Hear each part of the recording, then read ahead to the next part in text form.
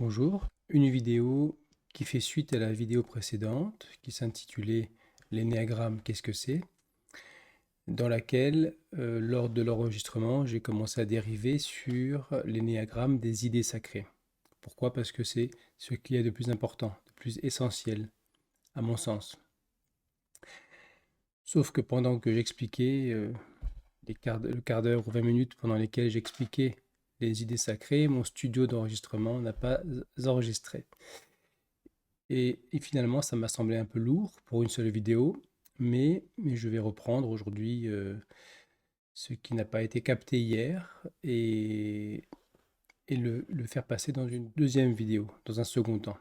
Pourquoi j'introduis dès maintenant la notion d'idée sacrée?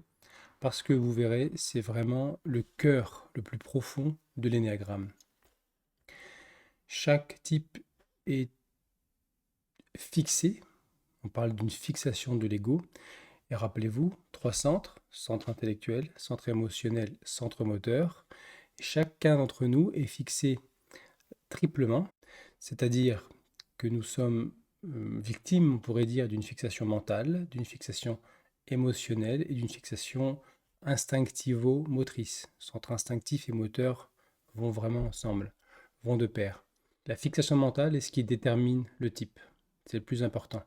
Et la fixation mentale est une imitation de l'idée sacrée. C'est ce que vous allez découvrir dans cette vidéo.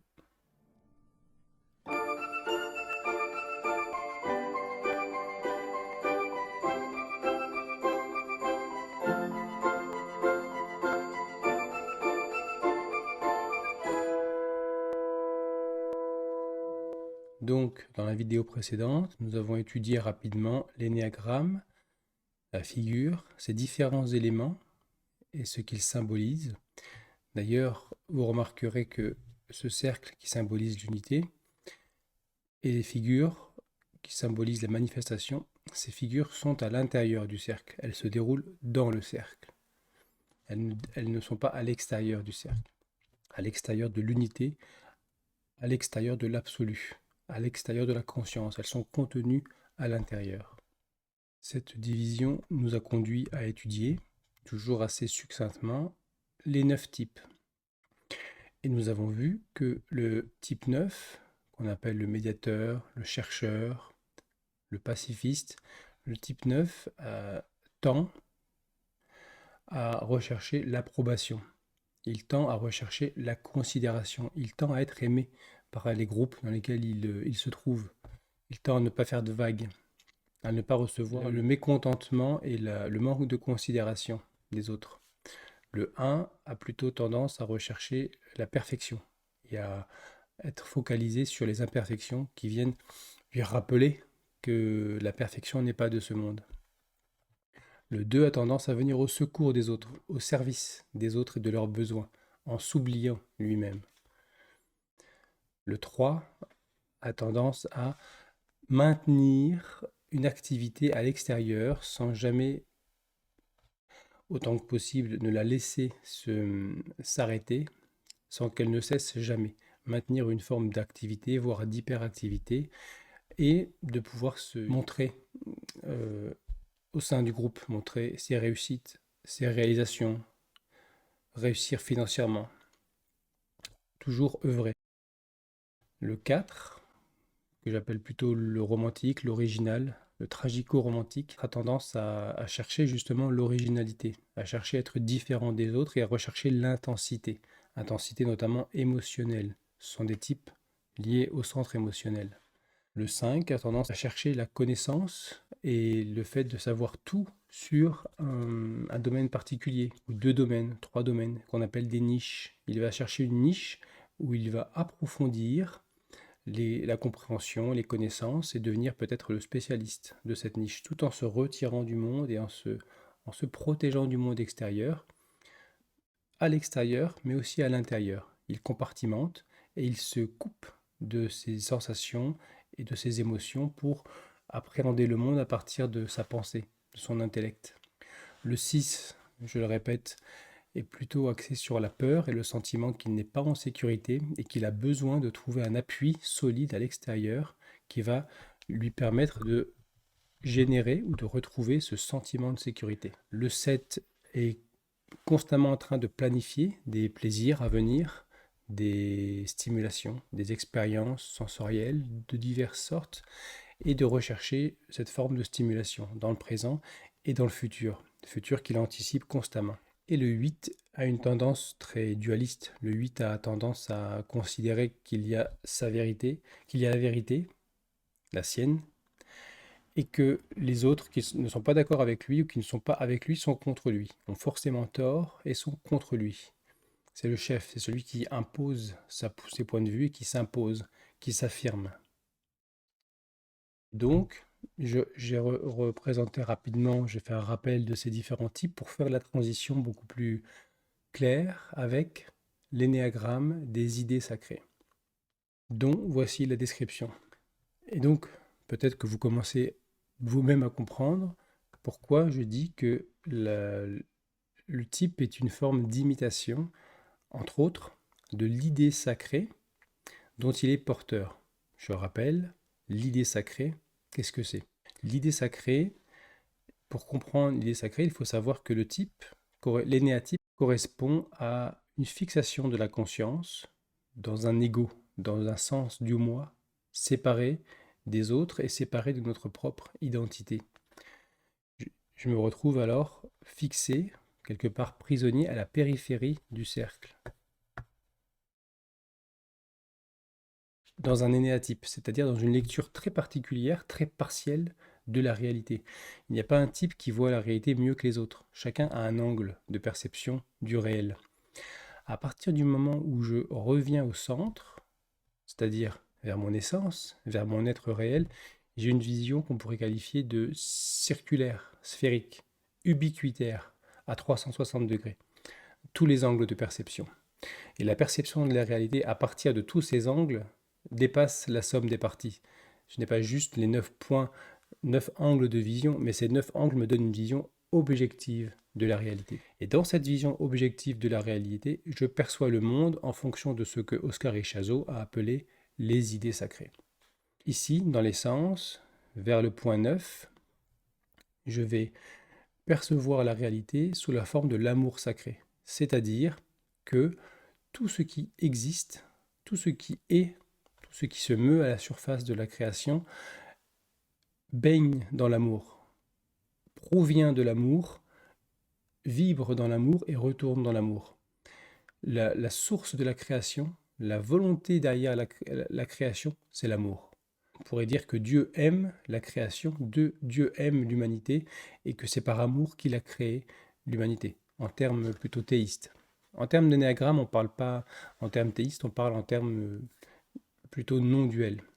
Dans l'essence, au point 1, la réalité est perçue comme étant dans la perfection sacrée, c'est-à-dire parfaite, intrinsèquement parfaite, parfaite telle qu'elle est, parce qu'elle ne peut pas être autrement que ce qu'elle est, en raison de tout un enchaînement de causes et de conséquences depuis des temps peut-être très reculés. La réalité, ici et maintenant, ne peut pas être différente.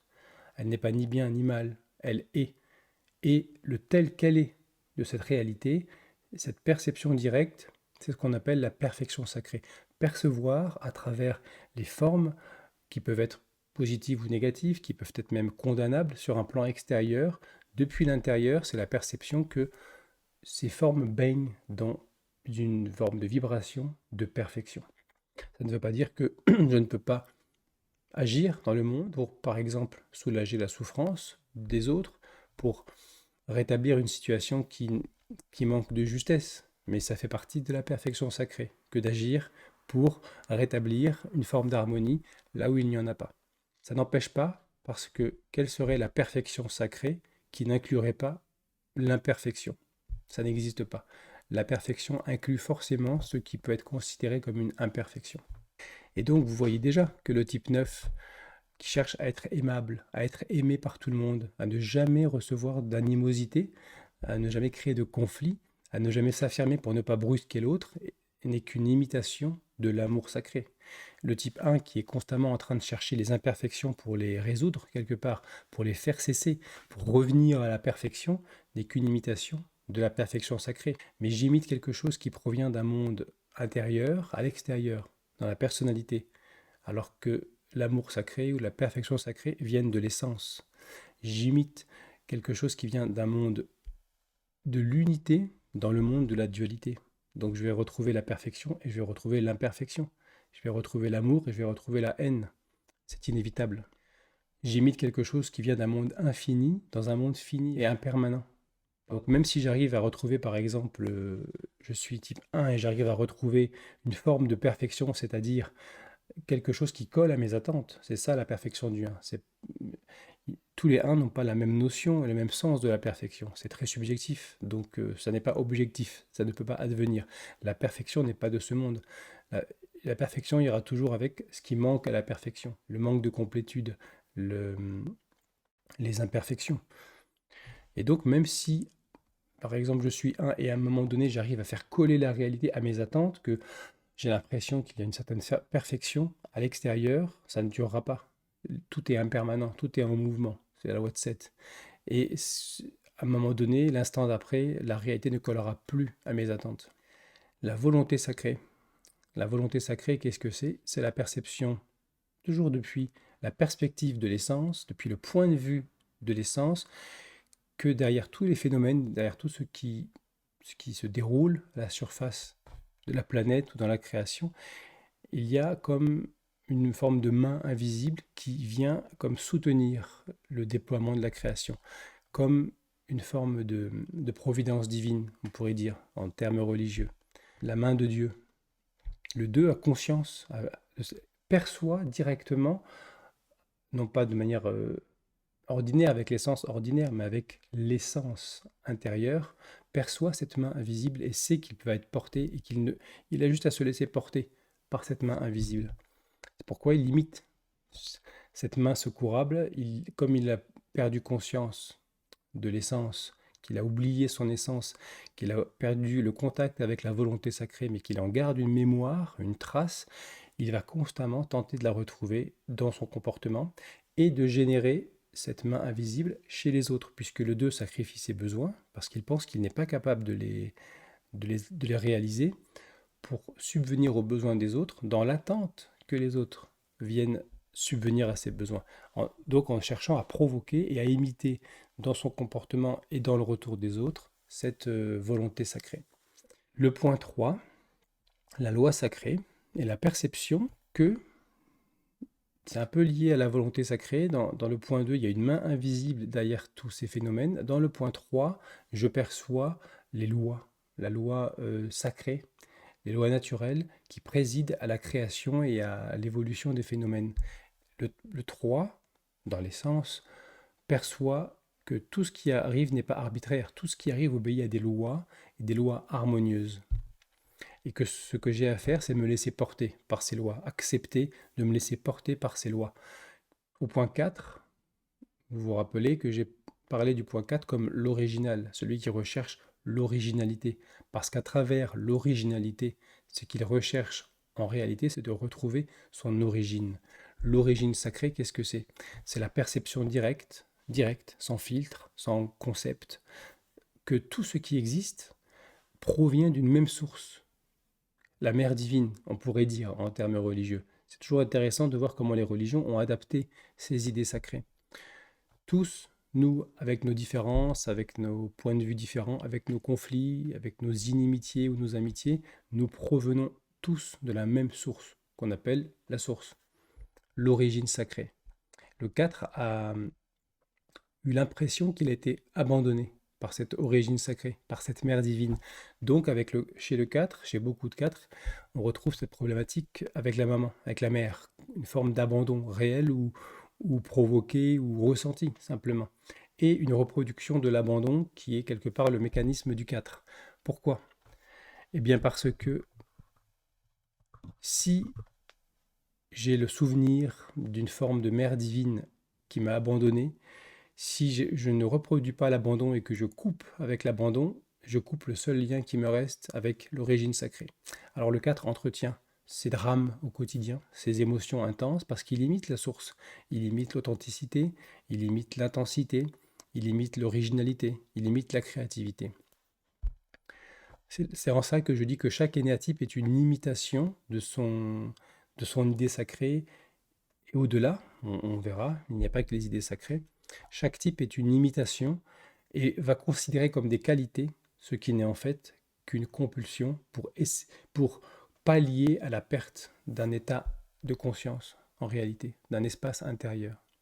Le 5, ça doit être clair maintenant, le 5 qui recherche la connaissance, la compréhension du monde et surtout le fait de tout savoir dans une niche donnée, dans un domaine particulier, ne fait qu'imiter l'omniscience sacrée. Qu'est-ce que c'est l'omniscience sacrée? C'est la prise de conscience, la perception que tout ce qui existe, derrière la diversité, la multiplicité des formes, tout cela est en réalité relié. Les frontières sont irréelles, les frontières sont très transparentes entre les choses qui sont pourtant séparées. Le 5 a conscience de la séparation, mais il a conscience de ce qui relie, de l'unicité derrière les phénomènes.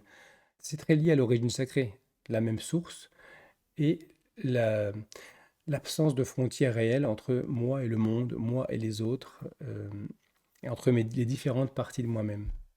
Et nous verrons que le 5 est aussi euh, relié à l'idée sacrée de transparence sacrée. La transparence sacrée, c'est l'absence de frontières. Et cette absence de frontières implique que si je me connais moi-même, je connais toute la création, puisque nous sommes complètement reliés. Il n'y a pas de différence réelle. Connais-toi toi-même et tu connaîtras les dieux et l'univers. C'est une maxime qui colle au point 5.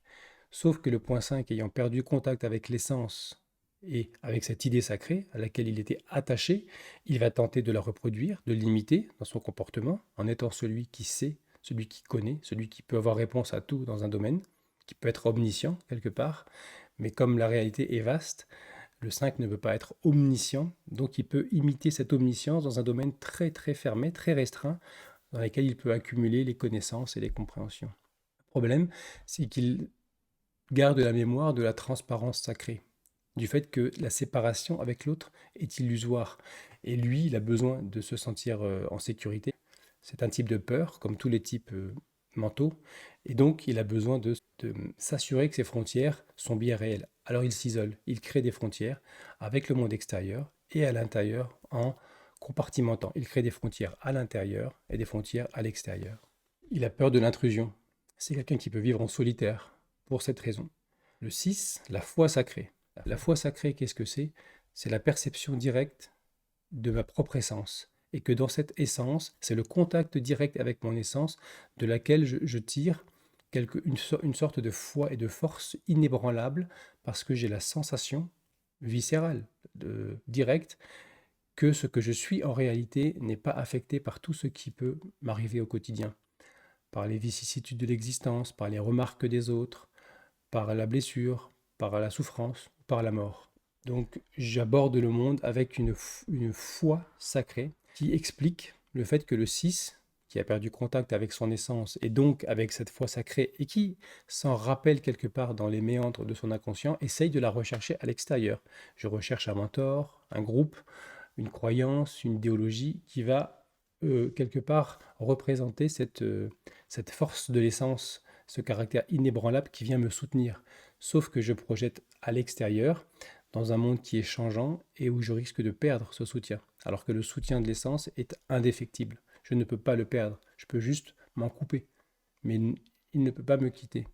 Or, le mentor, ou dans qui je mets ma sécurité, le groupe, la croyance, peut à un moment donné me décevoir, peut me rejeter. Et le 6 a peur de dévier des normes du groupe ou de la personne qu'il a investi de sa mission de le sécuriser, et auquel cas il a peur d'être exclu.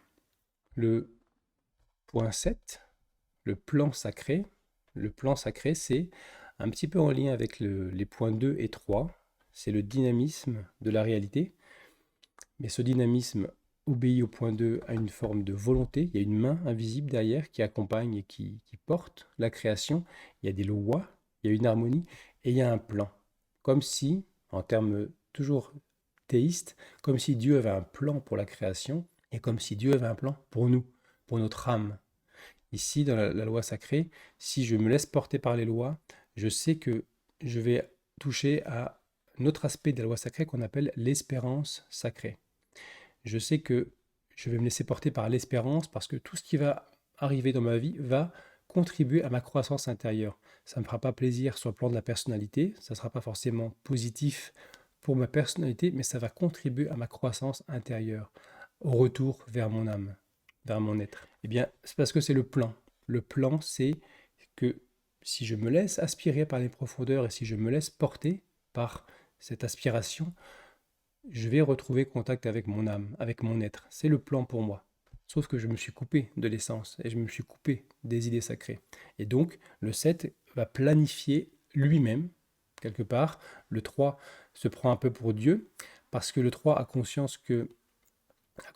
l'impression que s'il s'arrête, il n'a plus conscience de ces lois qui portent la création, de l'harmonie qui en découle. Il pense que c'est lui qui doit faire advenir cette harmonie et cette création. Et que s'il s'arrête, eh bien le monde, son monde en tout cas, va s'écrouler. C'est très inconscient, c'est très viscéral, mais c'est ce qui anime la compulsion du 3. Le 7 a l'impression que s'il ne planifie pas, les choses vont s'arrêter aussi. Qu'il n'y a pas de schéma directeur, qu'il n'y a pas de plan. Or, le plan sacré, c'est pas un plan qui a été écrit à un moment donné et qui se déroule de manière linéaire. C'est un plan qui est en constant surgissement et qui s'actualise en fonction des mouvements dans la création. C'est une intention qui se renouvelle. C'est un plan qui se renouvelle. Et le 7 est constamment en train de planifier son futur, planifier des expériences qui vont le nourrir sur le plan de la personnalité, mais qui ne vont pas le nourrir sur le plan de l'être. Or, le plan sacré concerne le plan de l'être, le plan de mon essence. Enfin, la vérité sacrée, si vous vous rappelez ce que j'ai dit sur le 8, ça va vous paraître évident, c'est-à-dire que le 8, j'ai expliqué que pour lui, il n'y a qu'une seule vérité. Parce que l'idée sacrée du point 8, la vérité sacrée, c'est que, en rapport avec le point 5, vous voyez, qui est relié au point 8, toute la création, dans toutes ses différences, en réalité, est une et indivisible. Au point 5, on parle d'unicité, on voit les formes et on perçoit l'unité qu'il y a derrière, on perçoit les liens, l'absence de frontières. Au point 8, on perçoit essentiellement l'unité de tout ce qui existe. Il n'y a qu'une seule vérité, c'est que tout est un. Et le 8 a gardé ce sentiment que la vérité est une. Donc il se dit, il n'y a qu'une vérité, et c'est la mienne. Et ceux qui ne sont pas d'accord avec moi ont forcément tort. Et ceux qui ne sont pas avec moi sont forcément contre moi. La vérité sacrée, quelque part, c'est la non-dualité. La dualité n'existe pas. Elle n'existe que dans les apparences, dans les phénomènes, mais intrinsèquement, elle n'existe pas. Elle n'a aucune existence. Et c'est pourquoi chez le 8, la dualité est si marquée. Il a oublié cette absence de dualité et lui, il la projette en inversant, en manifestant et en matérialisant une dualité extrêmement importante. Voilà, nous avons fait un tour rapide des idées sacrées. Nous verrons que certaines idées sacrées sont doubles, voire triples, lorsque nous approfondirons cette notion d'idées sacrées et cet énéagramme des idées sacrées. D'ailleurs, il est intéressant de constater que au point 3, j'ai parlé de l'espérance sacrée. La loi sacrée, le 2 est triple. Loi sacrée, harmonie sacrée, espérance sacrée. Les lois à l'œuvre dans la création conduisent à l'harmonie et conduisent l'être que je suis à l'espérance, à ce sentiment profond que si je me laisse porter, je vais retrouver la connexion avec mon être. Nous retrouvons les 3 vertus théologales du christianisme. L'espérance, la foi et l'amour ou la charité. Ce sont les 3 vertus théologales les plus importantes dans le christianisme, celles qui doivent conduire ma relation avec Dieu, avec la divinité. Donc, en conclusion, nous avons un petit peu survolé ces idées sacrées. J'ai commencé à expliquer que chaque type est une imitation de son idée sacrée. Nous verrons ultérieurement que l'idée sacrée concerne le plan intellectuel, le plan de l'esprit. Il existe une autre fixation d'ordre émotionnel qu'on appelle la passion de l'âme, la colère, l'envie, l'orgueil, la vanité, etc. Ce que les religions ont appelé des péchés, que la tradition orthodoxe appelle des passions. Passion, ça signifie souffrance, étymologiquement. Souffrance de l'âme, qui ne sont que des projections inversées de la vertu dont l'essence est porteuse, qui est une qualité naturelle de notre essence. La véracité, l'équanimité, l'humilité. Donc, en réalité, la fixation mentale et la fixation émotionnelle ne sont que des symptômes. Ce sont des symptômes. Je ne dois pas consacrer mon énergie à travailler sur les symptômes ou à gommer ces symptômes. Je dois essayer de comprendre expérimentalement quelle est la source, quelle est la cause réelle de ces symptômes. Et la cause réelle, c'est la rupture de contact avec mon être réel. Le remède, c'est donc de retrouver le contact avec mon être réel. Ça n'est pas travailler uniquement sur les symptômes. Je m'appuie sur les symptômes pour remonter et enquêter, pour aller retrouver l'origine des symptômes. Mais je ne focalise pas sur les symptômes comme un problème à régler et quelque chose sur lequel je dois me consacrer mon attention et que je dois gommer. Dans mon approche, je considère qu'il y a une autre fixation, une fixation sur le plan moteur et sur le plan instinctif, instinctivo-moteur, qu'on appelle la compulsion. Et ma psyché, tout mon fonctionnement psychique, psychologique, tout est animé par cet instinct qui quelque part, pour survivre, vient constamment alimenter mon identification. Puisque mon ego, quelque part, c'est une forme de structure psychique que j'ai créée qui me maintient identifié à la personnalité. Je distingue l'essence, la personnalité et l'ego. C'est une triangulation. J'expliquerai en quoi cette loi 3 se manifeste aussi dans notre conscience et comment l'ego est venu couper l'herbe sous le pied quelque part à l'essence. En imitant l'essence, mon identité réelle, l'ego crée un faux sens de l'identité et il me maintient identifié à ma personnalité, à mes schémas, à mes fixations mentales, émotionnelles, à mes passions, à mes souffrances, parce que c'est son instinct de survie, quelque part. Il est construit à mon image et lui aussi est doté d'une forme d'instinct de survie mécanique, mais qui fait que ça rend extrêmement compliqué pour moi cette quête initiatique de retour vers l'essence, parce que tout en moi me pousse compulsivement à rester identifié à la personnalité. C'est une question de survie. Donc j'ai besoin de dépasser cet instinct de survie et ce mécanisme instinctif de l'ego, sa peur de l'anéantissement.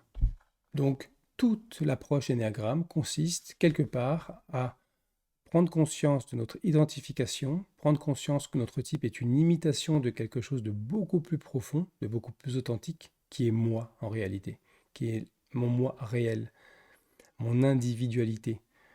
L'individu est quelque chose qui n'est pas divisible, qui est indivisible, qui est unifié. La personnalité, la persona, c'est un masque. La personnalité est une construction mentale. Donc j'ai besoin de prendre conscience de cette construction mentale et de réaliser qu'elle n'est qu'une imitation de quelque chose de plus profond et à partir de ces schémas, de ces compulsions, de ces peurs et de ces évitements, de savoir exactement où je dois cheminer pour pouvoir retrouver progressivement le contact avec l'essence et avec l'idée sacrée. Pour Monsieur Ishazo, le remède absolu, c'est de retrouver le contact, même momentanément, avec son idée sacrée. Un type 1 qui est focalisé sur la perfection dans le monde duel, dans le monde matériel, dans le monde de l'identification, avec sa perfection et toutes ses imperfections qui ne font que attirer son attention et générer une forme de souffrance chez lui, une souffrance réelle, profonde, assez continue, une irritation et un ressentiment continu. S'il prend contact avec la perfection sacrée et qu'il perçoit, ne serait-ce qu'à un moment donné, le monde comme étant intrinsèquement parfait, quelque part sa fixation va se relâcher. Elle va commencer à tomber. Il va pouvoir commencer à relâcher sa fixation, à relâcher tous ces mécanismes et toutes ces compulsions parce qu'il sait qu'il y a un autre espace dans lequel cette perfection qu'il recherche à l'extérieur existe. Il l'a expérimenté, il a goûté, et quelque part, ça peut sonner le glas de l'ego et de l'identification. Donc le remède, l'un des aspects de la voie initiatique, de l'approche diamant ou de la voie du gardien, qui est notre approche, c'est de nous amener à retrouver le contact avec l'idée sacrée qui est la nôtre. Et ça dépend de mon type. C'est-à-dire que je viens au monde avec une prédilection pour l'une ou l'autre de ces idées sacrées. Comme si j'étais venu incarner ces qualités essentielles dans le monde. Et c'est ça qui détermine mon type. C'est-à-dire que je perds contact avec l'essence, mais je perds contact avec l'idée sacrée à laquelle j'étais le plus sensible, que j'étais venu peut-être incarner. Alors je continue à essayer de l'incarner, mais dans la personnalité. Pas là où je pourrais l'incarner réellement et la retrouver.